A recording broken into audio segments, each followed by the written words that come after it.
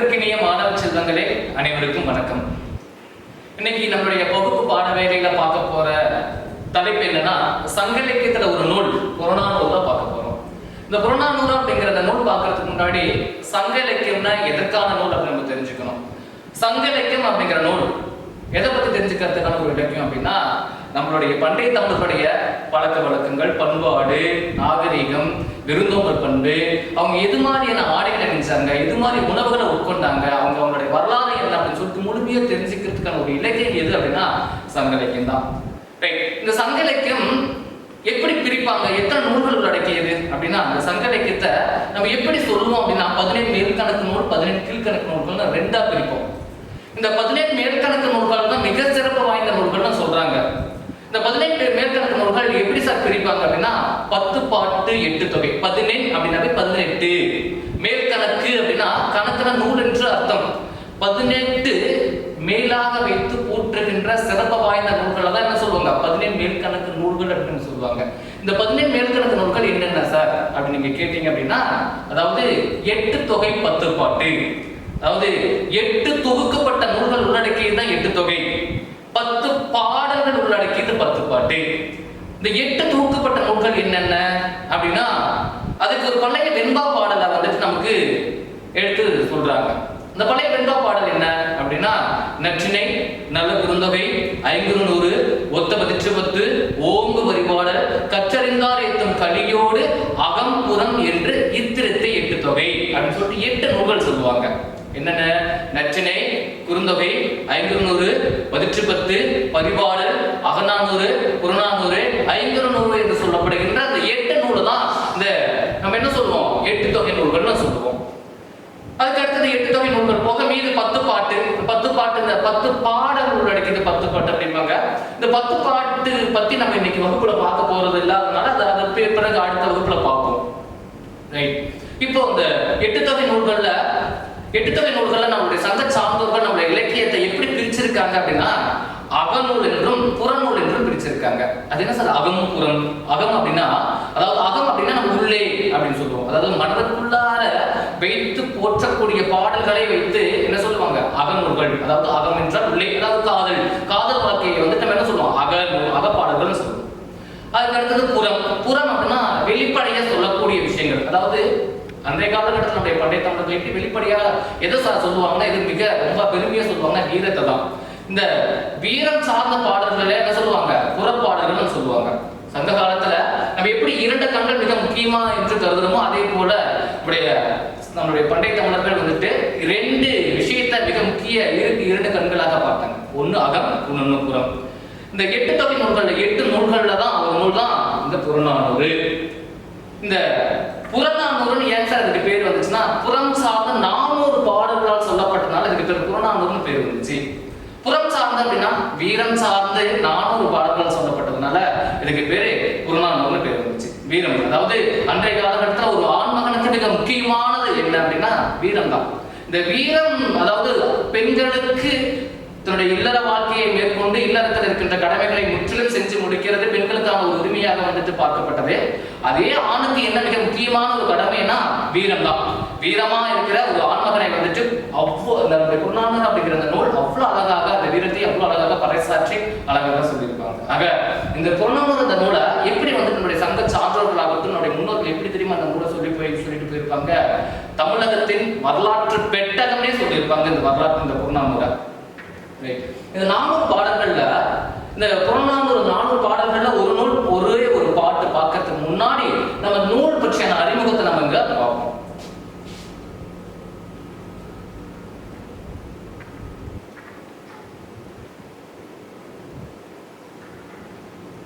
புறநானூறு என்னும் தொகை நூல் 400 பாடல்களை கொண்டது.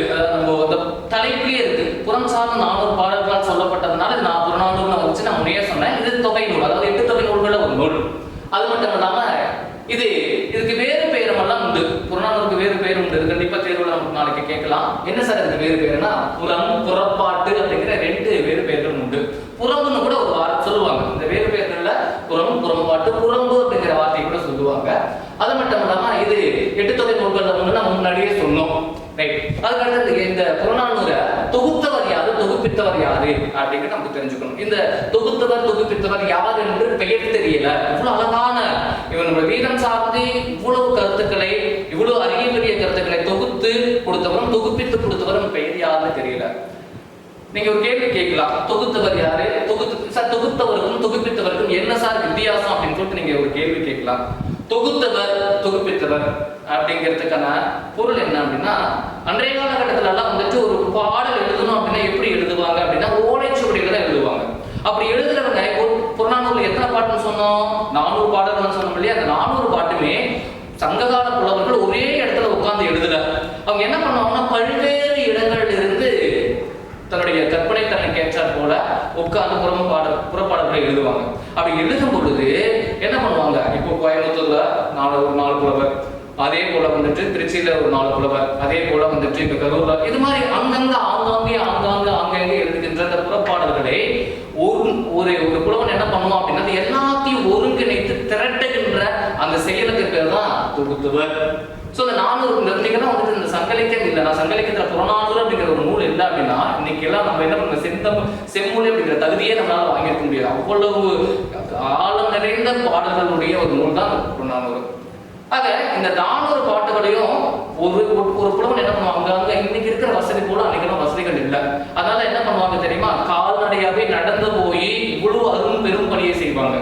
ஐயா நீங்க எழுதிருக்கீங்களா கொடுங்க, நீங்க எழுதிருக்கீங்களா கொடுங்கன்னு சொல்லிட்டு புறம் சார்ந்த பாடல்கள் 400 பாடல்களை ஒன்றாக திரட்டி ஒருங்கிணைக்கிற வேலையை செஞ்சதுக்கு பேர் தான் தொகுத்தவர். அதே போல தொகுப்பித்தவர் அப்படிங்கிறதுக்கான பொருள் என்ன அப்படின்னா, அதாவது தொகுத்து அப்படியே கொண்டு அந்த 400 பாடல்களையும் வச்சாச்சு. அது சாதாரண புலவன் செய்கின்ற வேலை. இது தொகுத்து வச்சாச்சு, இது தொகுப்பினா வெளியிடணும். அந்த 400 பாட்டையும் வெளியிடணும். ஒரு சாதாரண புலவன் என்ன பண்ண முடியாது, அன்றைய காலகட்டத்துல பொருளாதாரம் மிக குறைவாக குன்றிருக்கிற காலகட்டத்துல இவனால என்ன பண்ண முடியாது, தொகுத்து அதை வெளியிட முடியாது. இது என்ன பண்ணுவான், தொகுத்த இந்த புலவன் அதை கொண்டு போய் ஒரு மன்னன் கிட்ட கொடுப்பான். அந்த மன்னன் அதை வாங்கிட்டு நம்முடைய தமிழ் மொழிக்காக, தமிழுக்காக, தமிழ் தாய்க்காக என்ன பண்ணுவான்னா அந்த வரலாற்று கருத்துக்கள் எல்லாம் அவ்வளவு அழகான ஆளுநர் கருத்துக்கள் எல்லாம் பின்னாடி வர சந்ததிகள் படிக்கணும் அப்படிங்கிறதுக்காக அதை அப்படியே புத்தகமாக தொகுத்து நூலாக வெளியிடுகின்ற அந்த பணியை செய்கின்றவர்களுக்கு பேர் தான் இது தொகுப்பித்தவர். ஆக நம்ம தெரிஞ்சுக்கணும் என்னது, இன்று அதாவது 8 தொகையில 8 நூலையும் தொகுத்தவர் யாரு, தொகுப்பித்தவர் யாருன்னு தெரியும். தேர்வுல கண்டிப்பா கேட்கலாம். இந்த புறநானூறு அப்படிங்கிற அந்த நூலை தொகுத்தவர் யார், எவ்வளவு அரிய பணியை செஞ்ச ஒரு புலவன் யாருன்னு தெரியல. அதே மாதிரி இந்த 400 பாட்டையும் தொகுப்பித்தவர் அப்படிங்கிறவரு யாருன்னு தெரியாம போயிடுச்சு. இப்போ இந்த 400 பாட்டுக்கும் ஒவ்வொரு பாட்டுக்கும் அடிவரையறை உண்டு. அடிவரையறைனா இப்போ குறுந்தொகை அப்படிங்கிற அந்த ஒரு மிக சிறந்த நூல், அகம் சார்ந்த நூல், காதல் பற்றிய ஒரு நூல் பார்த்தோம்னா அதனுடைய அடிவரை என்ன அப்படின்னா 4 to 8 அதே போலதான் அந்த புறநானூறுக்குமே இதனுடைய அடிவரையறை என்னன்னா குறைஞ்சபட்சம் அதனுடைய பாட்டினுடைய அடிவரை எதுல இருந்து ஆரம்பிக்கும் அப்படின்னா 4 அடியில இருந்து ஆரம்பிக்கும். அந்த 4 அடியில இருந்து பெரும்பாலும் எத்தனை அடிக்கு வரைக்கும் போகும் அப்படின்னா 40 அடி வரைக்கும் போகும். சோ புறநானூற்றினுடைய அடிவரையறை என்ன அப்படின்னா 4 to 40. இப்போ இந்த புறநானூறுடைய நான் முதல் ஆரம்பத்திலே நான் ஆரம்பிக்கும் போது சொல்லிட்டேன், நம்ம பண்டைய தமிழ் மக்களுடைய அவங்களுடைய வாழ்க்கை வரலாற்றை, அவங்களுடைய பழக்க வழக்கத்தை, அவங்களுடைய பண்பாட்டை எடுத்து சொல்லுகின்ற ஒரு நூல் அப்படின்னா அது புறநானூறு தான். இந்த நூலை நம்ம இந்த ஜியோ போப் அப்படின்ற ஒரு மிகப்பெரிய தமிழுக்கு மிகப்பெரிய பதிப்பு பணியை செஞ்ச ஒருத்தர் தான் இந்த ஜியோ போப். இவர் என்ன பண்றாருன்னா, ஒரு முறை நம்முடைய தமிழகத்துக்கு வர வேண்டிய ஒரு சூழல் எதுக்காக வர்றாருன்னா, தன்னுடைய சமயத்தை, கிறிஸ்துவ சமயத்தை மக்கள் மத்தியில வந்து பரப்பணும் அப்படிங்கிற நோக்கத்துக்காக தமிழகத்துக்கு வராரு. அப்போல்லாம் கடல் வழியில பயணம் செய்கின்ற ஒரு போக்குதான் இருந்திருக்கு. அப்படி கடல் வழியில பயணம் செஞ்சுட்டு வரும் பொழுது என்ன பண்றாரு அப்படின்னா வந்துட்டு நிறைய தமிழ் மக்கள்கிட்ட போய் பேசுறதுக்கு தமிழ் மொழியை நம்ம கத்துக்கணும், அதனால தமிழ் மொழியை கத்துக்கணும் அப்படிங்கிறதுக்காக என்ன பண்றாருன்னா தமிழ் மொழி நிறைய நூல்களை வாசிச்சு தமிழ் மொழியை கத்துக்கிறாரு. ஒரு அழகான தமிழ் இலக்கண புலமை மிக்க ஒரு தமிழாசிரியர் கிட்ட தமிழ் மொழியை கத்துக்கிட்டு அதுக்கப்புறம் என்ன பண்றாருன்னா தமிழ் நூல்கள் என்ன தேடி வாசிக்கிறார். வாசிச்சுட்டு என்ன பண்றாருன்னா அந்த தமிழ் மொழியுடைய அந்த ஆழமான கருத்துக்களை வந்துட்டு உள்வாங்கிட்டு தமிழ் மொழிக்கு எண்ணற்ற சேவைகளை செஞ்சிருக்காரு. நிறைய நூல்களை, திருவாசகம், திருக்குறள், இந்த மாதிரி நிறைய நூல்களை வந்துட்டு பதிப்பிச்சிருக்காரு. அதே போல வந்துட்டு இந்த புறநானூறுமே படிக்கும் பொழுது ஒரு எண்ணம் தோன்றிருக்கு. என்ன எண்ணம் அப்படின்னா, இவ்வளவு அருமையான நூல்கள் வந்துட்டு உலகம் முழுக்க வாழ்கின்ற மக்களுக்கு போய் பரப்பணும் அப்படிங்கிற நோக்கத்துக்காக one of the business language என்று சொல்லப்படுற ஆங்கிலத்துல என்ன பண்றாரு, அந்த ஜியோ போப் 400 பாட்டையும் என்ன பண்ண ஆங்கிலத்துல போய் பெயர்த்திருக்காரு. இது பாடியவர்கள் யாரு சார்? இந்த 400 பாட்டுல 400 பாட்டுமே ஒரே ஒரு புலவன் பாடினா இல்ல. இந்த 400 பாட்டையும் எத்தனை புலவர்கள் பாடினாங்கன்னா 150க்கும் மேற்பட்ட புலவர்கள் இந்த 400 பாட்டையும் பாடியிருக்காங்க. இந்த 150க்கும் மேற்பட்ட புலவர்கள் இருக்காங்கல்ல, 150 புலவர்களும் ஒரே சமூகத்தை சார்ந்தவர்களோ நாட்டை சார்ந்தவர்களோ அல்ல. ரைட்? இவங்க எல்லாமே வேறு வேறு சமூகத்தை சார்ந்தவர்களாக சொல்றாங்க. ரைட்?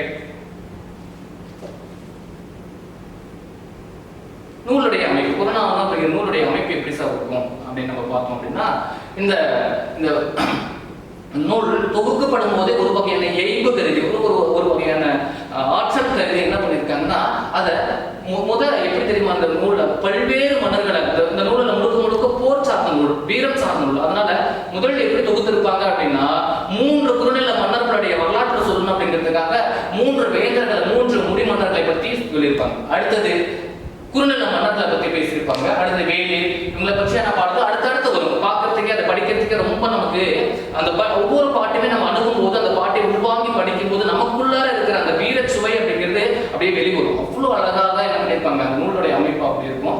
அது மட்டும் இல்லாம இந்த பாடலை எப்படி தெரியுமா, இந்த கையிறுநிலை பாடல்கள், நடுகள் வழிபாடு, மகளிர் தீப்பாயுதல்ங்கிற பல்வேறு வகையில தொகுத்திருப்பாங்க. இந்த கையிறுநிலை பாடல் என்ன சார் அப்படின்னா, ஒரு ஆண்மகன் மன்னனுக்காக போருக்கு போற, தன்னுடைய நாட்டை காப்பாற்றுறதுக்காக போருக்கு போறான். போருக்கு போய் எதிர்நாட்டு வீரன் வந்துட்டு வெட்டி இவன் என்ன பண்ணிடுறான், இறந்துறான், போரிலேயே இறந்துறான். இது யாருக்கு தெரியும், தன்னுடைய மனைவிக்கு தெரிய வருது. இந்த போர்க்களத்தில் இறந்த அந்த மன்னனுடைய, போர்க்களத்தில் இருந்த அந்த வீரனுடைய மனைவிக்கு தெரிய வருது. அப்படி தெரிய வரும் பொழுது அந்த பெண் வந்துட்டு போர்க்களத்துக்கு வரா. தலைவரி கோலமா தன்னுடைய கணவன் இறந்துட்டா அப்படிங்கிறதுக்காக பார்க்கறதுக்காக தன் மனசுல ஒரு விஷயத்தை நினைச்சுட்டே வர. என்ன விஷயம் அப்படின்னா, அதாவது தன்னுடைய ஆண்மகன், தன்னுடைய கணவன் புறமுதுகிட்டு இறந்திருக்க கூடாது, நெஞ்சில் வாழ்பட்டு இறந்திருக்கணும் அப்படிங்கிற எண்ணத்தோடய வரும் பொழுது என்ன பண்றான் அப்படின்னா, அவன் வந்துட்டு அங்க வந்து போர்க்களத்துல தன்னுடைய கணவனா அப்படின்னு சொல்லிட்டு அத்தனை பிணைகளையும் எடுத்து பார்க்கும்போது தன்னுடைய கணவனை பார்த்த உடனே அப்படியே வந்துட்டு நெஞ்சில் அடிபட்டு இருக்கிறத பார்த்துட்டு அப்படியே நம்ம தன்னுடைய ஆதங்கத்தை, தன்னுடைய அழுகையை, தன்னுடைய ஆற்றாமையை வெளிப்படுத்தி அழுகிறார். தன்னுடைய கணவன், ஒரு மனைவிக்கு தன்னுடைய கணவன் தான் மிகப்பெரிய சொத்து, மிகப்பெரிய தன்னோட உடல்ல சரிபாதி மனைவி, மனைவிக்கு சரிபாதி கணவன். சோ இப்படி இருக்கிற தருணத்துல தன்னுடைய கணவன் இறந்துட்டா அப்படின்னு சொல்லிட்டு இனிமே யாருமே இல்லைன்னு சொல்லிட்டு கையெழுந்து பாடுகின்ற பாடல் தான் வந்துட்டு கையெழுநிலை பாடல்கள். அது மிக அவலச்சொற்பை மிகுந்த பாடல். அந்த பாட்டெல்லாம் வந்துட்டு நம்ம கையெழுநிலை பாடலாம் ஒவ்வொரு பாட்டுமே எடுத்து வாசிக்கும் போது தன்னே தெரியாம கண்கள் அவ்வளவு கண்ணீர் அந்த உணர்வு நமக்கு வரும். அது மட்டும் இல்லாமல் நடுகள் வழிபாடு இது மிக முக்கியமான ஒரு பண்பாடு. அன்னைக்கு இருந்திருக்கு, அன்றைய காலகட்டத்தில் இருந்திருக்கு. அது நமக்கு புறநானூறு அப்படிங்கிற நூல் வழியாக நமக்கு எடுத்து சொல்றாங்க. ஒரு வீரன் இறந்துட்டான் அப்படின்னா அந்த வீரனுக்கு என்ன பண்ணுவாங்க அப்படின்னா, அவன் இறந்தது அவனுடைய இருந்துட்டான் அப்படிங்கிறதுக்கு அவனுடைய நினைவாக அவனுக்கு ஒரு கல்லை நட்டு அவன் ஒரு நல்ல நாள் அதுவுமா அவனுக்கு வந்துட்டு பிடித்தமான உணவு வகைகள் எல்லாத்தையும் அதை படைச்சு அவனுக்கு பிடித்தமான ஆடைகளை அதுக்கு முன்னாடி படைச்சு அதை ஒரு இறைவனாக நினைத்து வழிபடுகின்ற ஒரு போக்கு தான் நடுகள் வழிபாடு. அதுவுமே வந்து புறநானூற்றில் இருக்கு. அடுத்து தீப்பாய்தல் அப்படிங்கிறது என்ன சார் அப்படின்னா, தன்னுடைய கணவன் இறந்துட்டான், போர்க்காலத்தில் தன்னுடைய கணவன் இறந்துட்டான் அப்படின்னு தெரிஞ்ச ஒரு பெண், இவன் இல்லை இனிமேல் இந்த சமுதாயத்துல இங்க நான் வாழவே முடியாது அப்படிங்கிற ஒரு சிந்தனைக்கு போய் தன்னுடைய கணவனை எரிகின்ற அந்த எரிகின்ற தருணத்துல அப்படியே அது மேலே தீ குளிரியை விழுகின்ற அந்த ஒரு சிந்தனைக்கு பேர் தான் தீப்பாயுதல். ஸோ இப்படியெல்லாம் வந்துட்டு புறநானூற்றில் இவ்வளவு ஆழமான கருத்துக்கள் இருப்பதாக நமக்கு தெரியுது. இதை அது மட்டும் இல்லாமல் ஒவ்வொரு பாடலுடைய இறுதியிலுமே திணை, துறை, யார் பாடினாங்க, யாரால் பாடப்பட்டாங்க, பாடப்பட்ட சூழல் என்னங்கிற குறிப்புகள் எல்லாமே ஒவ்வொரு பாட்டிலையுமே இருக்கும். ஆக நம்ம என்ன பண்ணுவோம், இப்போ இந்த புறநானூறுல 400 பாடல்கள்ல ஒரே ஒரு பாட்டு மட்டும் இன்னைக்கு நம்ம பார்ப்போம் வகுப்புல. இன்றைய சமுதாயத்துல ஒவ்வொருத்தங்களுக்கும் ஒவ்வொரு கடமை உணர்வு அப்படிங்கிறது ஒண்ணு இருக்கு. அதாவது தாய்க்கு ஒரு கடமை, தந்தைக்கு ஒரு கடமை, மகனுக்கு ஒரு கடமை, அரசனுக்கு ஒரு கடமை, அதாவது நண்பனுக்கு ஒரு கடமைன்னு சொல்லிட்டு ஆசிரியருக்கு ஒரு கடமைன்னு சொல்லிட்டு ஒவ்வொருத்தங்களுக்கும் ஒவ்வொரு கடமை உணர்வு உண்டு. யார் ஒருத்தர் இந்த கடமை உணர்வு தவறானோ அவனால மற்றவங்களெல்லாம் பாதிக்கப்படுவாங்க. எடுத்துக்காட்டாக ஒரு தந்தை தன்னுடைய கடமையிலிருந்து தவறும் பொழுது தன்னுடைய மகன், தன்னால் பெறப்பட்ட தன்னுடைய மகன் என்ன பண்றான், தவறான சூழ்நிலையில வந்துட்டு தடமாறி போகின்ற ஒரு போக்கு நமக்கு தெரியுது. அதாவது ஒரு தந்தை தன்னுடைய கடமையிலிருந்து வந்துட்டு முற்றிலும் மாறுபட்டு தன்னுடைய பிள்ளையை வந்துட்டு சரியாக வளர்க்கல அப்படிங்கிற போது என்ன ஆகும், அந்த பையன் வழி மறந்து தடம் மறந்து என்ன ஆகுறான், கெட்ட பழக்கங்களுக்கு உள்ளாகி அவனுடைய வாழ்க்கை முற்றிலும் சீரழியுது. அதனால அன்றைய காலகட்டத்தில் என்ன பண்ணிட்டாங்க, ஒவ்வொருத்தருக்கும் என்ன கடமை உணர்வு உண்டு அப்படிங்கிற விஷயத்த மிக அழகாக புறநானூற்று பாடல்களையே சொல்லிட்டாங்க. ஆக இந்த பாட்டு இன்னைக்கு புறநானூறுங்கிற 400 பாட்டுல இந்த பாட்டு யாரு சொல்ற மாதிரி இந்த பாட்டு அமைஞ்சிருக்குன்னா, அதாவது ஒரு ஆண்மகனை பெற்ற தாய் இந்த பாட்டை பாடுற மாதிரி பொன்முடியார் எழுதியிருக்காரு. இந்த பாட்டை எழுதின ஆசிரியர் பொன்முடியார் பற்றி பின்னாடி பார்ப்போம். இந்த பாட்டினுடைய கருத்துக்களை இன்னைக்கு பார்ப்போம். பாருங்க, ஒரு தாய் தன்னுடைய மகனுக்கு இந்த கருத்தை சொல்றா. என்ன அப்படின்னா, ஈன்று புறந்தறுதல் இருந்ததை கடனே, சான்றோராக்குதல் தந்தைக்கு கடனே, வேள்படித்து கொடுத்தல் கொள்ளற்கு கடனே, நன்னடை நன்கள் வேந்தற்கு கடனே, ஒளிருவாள் அரசமம் முறுக்கி கழுகு எரிந்த பெயர்கள் காலைக்கு கடனே. எவ்வளவு அழகா ஒரு தாய் தன்னுடைய மகனுக்கு ஒவ்வொருத்தருக்கும் ஒவ்வொரு கடமை உணர்வு உண்டுடா, உனக்கும் ஒரு கடமை உண்டு, அது என்ன நான் சொல்றது கேள்வி அப்படின்னு சொல்லிட்டு தன்னுடைய மகனுக்கு ஒரு தாய் அழகா புறநானூற்று பாடல்படியே சொல்றா. எனது ஈன்று புறந்தறுதல் எந்தலை கடனை, எனக்கான முதன்மையான கடமை என்ன தெரியுமா, அது நான் முட்ட சொல்றத கேளுட மகனேன்னு சொல்றான். எனது ஈன்று புறந்தார் 10 மாதம் சுமந்து இந்த உலகத்துக்கு எடுத்து கொடுக்கறதுதான் என்னுடைய கடமை அப்படின்னு சொல்லிட்டு ஒரு தாய் சொல்றா. இங்க ஈன்று 10 மாதம் சுமந்து ஒரு பெண் சிசுவா தன்னுடைய வயிற்று கருவில் வந்துட்டு உருவாகி அந்த சிசுவை 10 மாதம் சுமக்கின்ற அந்த சுமை, அது மட்டும் இல்லாம இன்னல்கள், அவ வந்துட்டு தன்னுடைய இன்ப துன்பங்களை தவிர்த்து அத்தனையும் தன்னுடைய மகனுக்காக தன்னுடைய குழந்தைக்காக அவ்வளவு இன்ப துன்பங்களையும் பொறுத்து கொண்டு 10 மாதம் வந்துட்டு காத்திருப்பது எவ்வளவு மிகப்பெரிய ஒரு பலம் அப்படிங்கிறது ஒவ்வொரு பெண்மணிக்கும் தெரியும். அந்த பெண் சொல்றா, ஈன்று புறந்தறுதல் எந்தலை கடனே, 10 மாதம் தாங்கி பிடித்து புறம் கொடுப்பது என்னுடைய தலையாய முதன்மையான கடமைடா மகனே அப்படின்னு சொல்லிட்டு சொல்றான். புறம் தருதல் அப்படின்னா பெத்து கொடுக்கறது மட்டும் கிடையாது, ஒரு ஆண்மகனை பெத்து கொடுப்பது மட்டுமல்ல, அந்த ஆண்மகனை நல்ல முறையில் வளர்ப்பதும் என்னுடைய கடமைங்கிற விஷயத்த புறம் தருதல், அந்த விஷயத்த சொல்றா. ஒரு ஆண்மகன் வந்துட்டு ஒரு குழந்தை நல்ல வழியில வளர்றா, நல்ல ஒழுக்கத்தோட வளர்றா, நல்ல நற்பண்புகளுடையவனா இருக்கிறான் அப்படின்னா யாருக்கு போய் அது சேரும், தாய்க்கு தான் போய் சேரும். அதான் சொல்றதுலயே ஒரு ஆண்மகனை ஒரு குழந்தையை பெற்று 10 மாதம் சுமந்து பெற்று வளர்த்து நல்ல ஒழுக்கமுடைய ஆண்மகனாக நல்ல ஒழுக்கமுடைய ஒரு குழந்தையாக பெற்று வளர்க்கிறது எனக்கான என்னுடைய தலையாய கடமை அப்படின்னு சொல்லிட்டு ஒரு பெண் சொல்றா. 2வது வரி தாய்க்கு மட்டுமான கடமை சொன்னா பார்த்தாது, அதுக்கு அடுத்தது தந்தைக்கு என்ன கடமை அப்படின்னு சொல்லிட்டு தாய் சொல்ற. பாருங்க, சான்றோர் ஆக்குதல் தந்தைக்கு கடனே. பெத்து கொடுத்தா பத்தாது, அந்த பெத்து கொடுக்கின்ற அந்த ஆண்மகனை, அந்த குழந்தைய நல்ல அறிவுடையவனாக, தன்ன வலிமையுடையவனாக, நல்ல வீரமிக்கவனாக உருவாக்குறது யாருக்கான கடமை, தந்தைக்கான கடமை அப்படின்னு சொல்லிட்டு ஒரு தாய் சொல்ற தன்னுடைய மகன்கிட்ட. சான்றோர் ஆக்குதல் தந்தைக்கு கடனே, நல்ல அறிவுடையவனாக, நல்ல வீரமிக்கவனாக, போர்க்களத்தில் சிறந்து போர்க்களத்தில் போர் புரிகின்றவனாக உருவாக்குறது யாருக்கான கடமை, தந்தைக்கான கடமை. இன்னைக்கெல்லாம் வந்துட்டு எண்ணற்ற தந்தைகள் தன்னுடைய சுகத்துக்காக என்ன பண்றாங்க, தன்னுடைய சந்தோஷத்துக்காக என்ன பண்றாங்க, தன்னுடைய ஒவ்வொரு குழந்தையும் வந்துட்டு முறையாக வளர்க்கறது இல்லை. முறையாக வளர்க்காதனால இன்னைக்கு எத்தனையோ கோடி குழந்தைங்க அனாதாசிரமங்களையும் அப்படியே வந்துட்டு பேருந்து நிலையங்களையும் பிச்சை எடுத்து அப்படியே தவிக்கின்ற நிலைமை நம்ம இன்னைக்கு பார்க்கிறோம். அதனால ஒவ்வொரு தந்தையும் தன்னுடைய கடமையிலிருந்து தவிர்க்காம முறையாக இருந்தான் அப்படின்னா இந்த நிலைமை வராது. அன்னைக்கே சொல்லியாச்சு புறநானூறுல, 3000 ஆண்டுகளுக்கு முன்னாடி எழுதப்பட்ட ஒரு அழகான இலக்கிய நூல்கள்ல புறநானூறு சொல்லிட்டு, சான்றோர் ஆக்குதல் தந்தைக்கு கடமை. ஒரு ஆண்மகனை, ஒரு குழந்தையை சான்றோர் ஆக்குறது யாருக்கான கடமைனா தந்தைக்கான கடமை. 3வதா சொல்றா தாய், கொல்லனுக்கான கடமை என்ன? கொல்லர்னா யாரு? அன்றைய காலகட்டத்தில் ஒரு சமுதாயமே வாழ்ந்திருக்காங்க.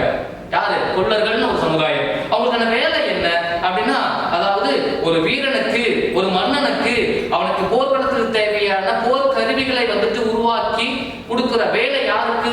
கொல்லனுக்கு. சொல்றா, வேல் வடித்து கொடுத்தல் கொல்லருக்கு கடனே. அது என்ன சார் வேல் வடித்து கொடுக்கிறது? இந்த மாதிரியான வார்த்தை எனக்கு கேள்விப்பட்டதே இல்லையே அப்படின்னா, அன்னைக்கெல்லாம் வேல் எதுல செய்வாங்க? இரும்புல தான் செய்வாங்க.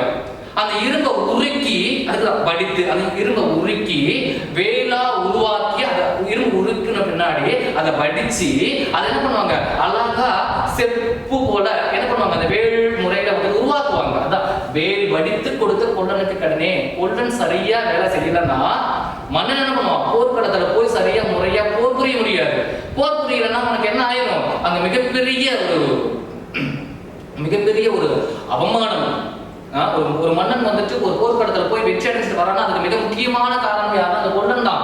இவன் சரியா பணிபுரியல அப்படின்னா அந்த மன்னன் என்ன ஆயிடுவான், அவமானத்துக்குள்ளாவான். போய் தன்னுடைய நாட்டை இழப்பான். நாட்டை இழக்கிறது மட்டும்தான் தன்னையும் இழப்பான், தன்னை நம்பி இருக்கிற போர் வீரர்களையும் இழப்பான். இதுக்கெல்லாம் காரணம் மிக முக்கியமான யாரு, கொல்லர்கள்.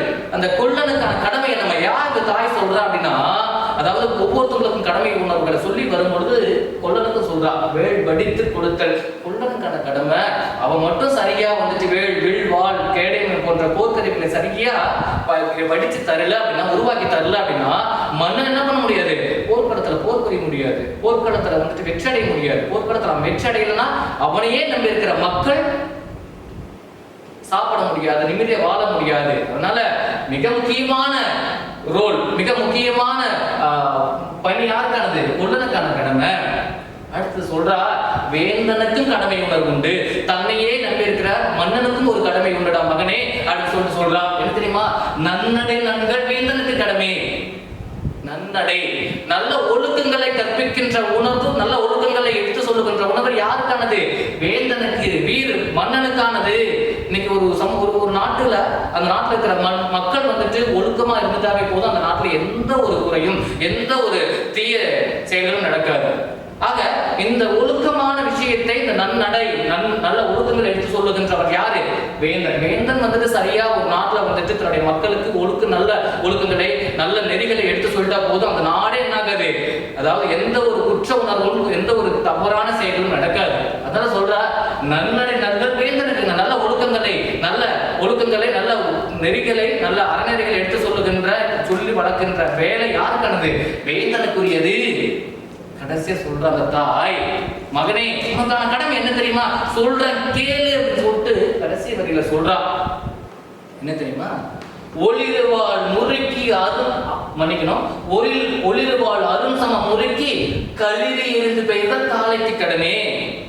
காளைன்னா யாரு, ஆண்மகனுக்கு ஒரு எடுத்துக்காட்டாக அன்னைக்கு காளையை வந்துட்டு என்ன பண்ணுவாங்க, ஓமியா பயன்படுத்துவாங்க ஆண்மகனுக்கு. இங்க யார் சொல்லிட்டு இருக்கா, தன்னுடைய தாய் தன்னுடைய மகனுக்கு சொல்லிக்கிட்டு இருக்கா. அதாவது காளை என்றால் இளம் காளை. இளம் காளைனா இளம் கன்று, இளம் காளைன்னு சொல்லுவாங்க. அதாவது இளைஞர்களை தான் வந்துட்டு என்ன சொல்லுவோம், அந்த இளம் காளைக்கும் இளம் கன்றுக்கும் ஒப்பிட்டு சொல்லுவோம்.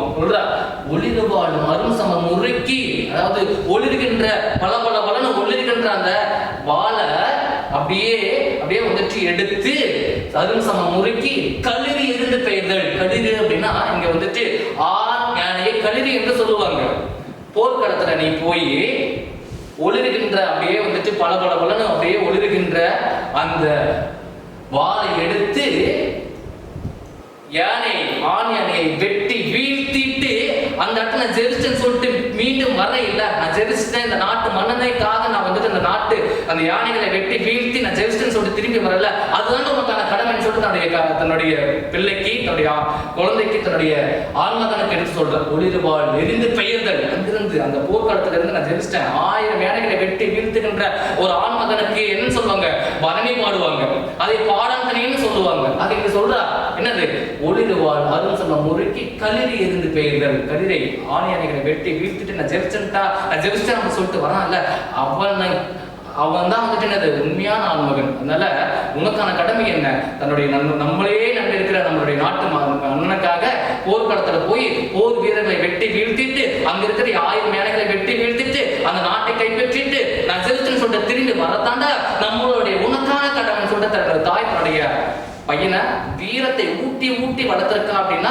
நம்முடைய புறநானூறு அப்படிங்கிற அந்த அறிவு பெட்டகமான சங்க நூல்கள் அப்படிங்கிறது நம்மளால ஒருபோதும் வந்துட்டு என்ன பண்ண முடியாது, ஒரு கண்துடைப்பதாக எழுதப்பட்ட நூல் நம்ம சொல்லவே முடியாது. அவ்வளவு ஆழமான கருத்துக்களை நிறைந்த ஒவ்வொரு பாட்டுமே, 400 பாட்டுல ஒவ்வொரு பாட்டுமே ஆழமான கருத்துக்கள் நிறைந்த ஒரு பாடலா இருக்கு. இன்றைய காலகட்டத்துல வாழ்கின்ற மக்களுக்கு, அதாவது இன்னைக்கு தொழில்நுட்பம் அடிப்படையில குழந்தைங்க எப்படியெல்லாம் வந்துட்டு போக கூட அந்த வழியெல்லாம் போயிட்டு இருக்காங்க. சின்ன வயசுலயே வந்துட்டு எப்படியெல்லாம் எந்த விஷயத்துல தெரிஞ்சுக்கூட அந்த விஷயத்தை தெரிஞ்சுக்கிறாங்க. ஆனா இது மாதிரியான 400 பாடல்கள்ல ஏதாவது இது மாதிரி நூல்களை படிச்சோம் அப்படின்னா நம்மளுடைய அன்றைய காலகட்டத்தில் எப்படியெல்லாம் வாழ்ந்தாங்க அப்படிங்கிற விஷயத்தை, எவ்வளவு அழகான வீரத்தோட வாழ்ந்திருக்காங்க அப்படிங்கிற விஷயத்தை நம்ம தெரிஞ்சுக்க முடியும். இந்த பாடலை பாடிய ஆசிரியர் பத்தி நம்ம தெரிஞ்சுக்கணும். கண்டிப்பா இவ்வளவு வீரச்சுவை மிகுந்த பாடல்களை பாடுறது யாரு அப்படின்னு தெரியணும். இந்த பாட்டை பாடுறது யாருன்னா பொன்முடியார்.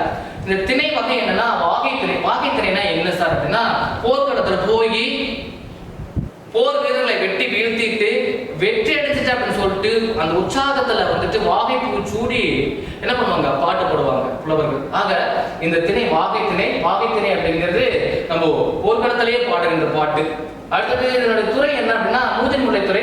இந்த மூதன்முலை துறை அப்படிங்கிறது என்ன அப்படின்னா, அதாவது தன்னுடைய ஜெபிச்சிட்டேன் அப்படிங்கிற போர்க்களத்துல போய் எதிர் மன்னர்களையும் எதிர் வீரர்களையும் வெட்டி வீழ்த்திட்டு நான் ஜெபிச்சிட்டேன் அப்படிங்கிற அந்த உற்சாகத்துல, அந்த சந்தோஷத்தோட மிகுதியில வந்துட்டு பாடுகின்ற துறைக்கு பேர் தான் மூதன்முலை துறை. இந்த இந்த இவ்வளவு ஆழமான மிக்க வீரச்சுவை மிகுந்த பாடல்களை பாடியாருன்னா பொன்முடியார். சங்க காலத்துல வந்துட்டு பெண்பால் புலவர்கள் 32க்கும் மேற்பட்ட பெண்பால் புலவர்கள் வாழ்ந்திருக்காங்க. அதுல ஒரு புலவர் தான் பொன்முடியார். சங்ககால பெண்பால் புலவர்கள் ஒருத்தங்க. இவங்க உண்மையாலுமே மரக்குடியில் வீரக்குடியில் பிறந்தவர்களாக வந்துட்டு நம்முடைய புலவர்கள் எழுதியிருக்காங்க. இவங்களை பற்றியான முழுமையான ஒரு தகவல் நம்மளுக்கு வந்துட்டு தெரியல. இருந்தாலும் இவங்க சேர நாட்டில் ஒரு பகுதியான குட்டநாட்டுல வடபக்கத்துல வாழ்ந்ததாக சொல்றாங்க. ஸோ இவங்களுடைய பெருமையை பாராட்டி ஒரு மன்னன், ஏதாவது ஒரு மன்னன் வந்துட்டு, ஏதாவது அது சேர மன்னனா இருக்கலாம், சோழ மன்னனா இருக்கலாம், பாண்டிய மன்னனா இருக்கலாம், ஏதாவது ஒரு மன்னன் வந்து பொன்முடி பரிசளித்து இருக்கலாம்னு சொல்லிட்டு சாமியார் உரை எழுதும் போது சொல்றாரு. நன்றி, வணக்கம்.